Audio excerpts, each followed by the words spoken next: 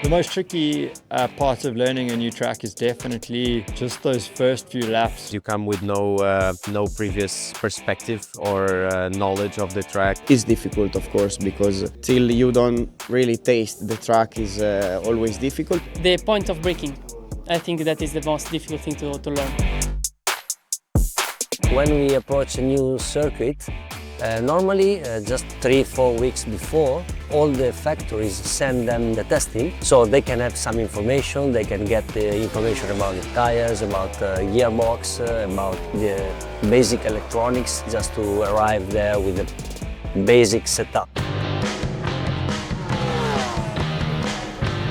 First of all, you try to study as much as you can from home. We all try to research some videos, onboard videos if we have them. And then when you arrive to the circuit, maybe you rent bicycle and maybe you do some laps with the bicycle. It's always good when you have some data from guys that have been there already, because you can check through the gear maps. You can have a very, very good idea of what to do before you've even laid eyes on the track.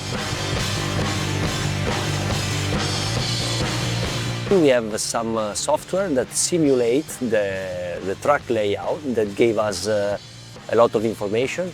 We make a basic setup of the bike before arriving, just looking at the layout, and then lap by lap, when we download the data, we check all the information. The first day, it's crucial.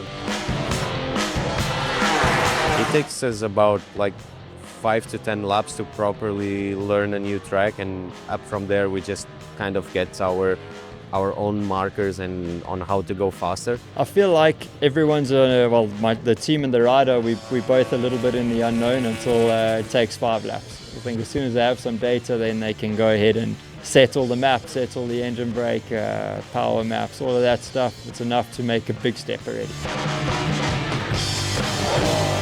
We concentrate on all the parts, but mainly the gearbox, because we need to have a proper gearbox to be fast, and the electronics, because that makes a lot of difference. We try to give to the rider the maximum we can, but in a new track, normally we can start with 50–60% of the potential.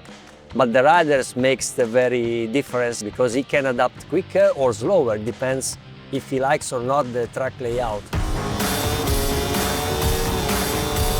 Finding and discovering the details of the track that are always difficult to find, like some small bumps or a better line in a corner, or a different way to approach a corner, something that can give you that small extra.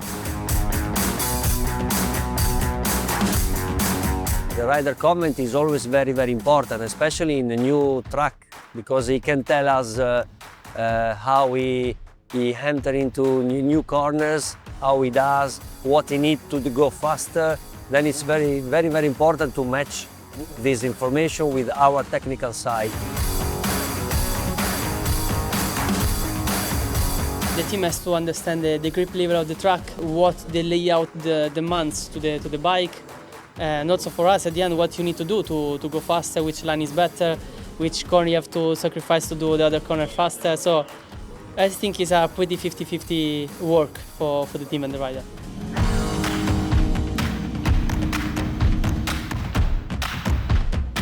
When you arrive in a new circuit, because everybody is more or less in the same situation, nobody knows exactly what you really need, the main difference is made by the rider.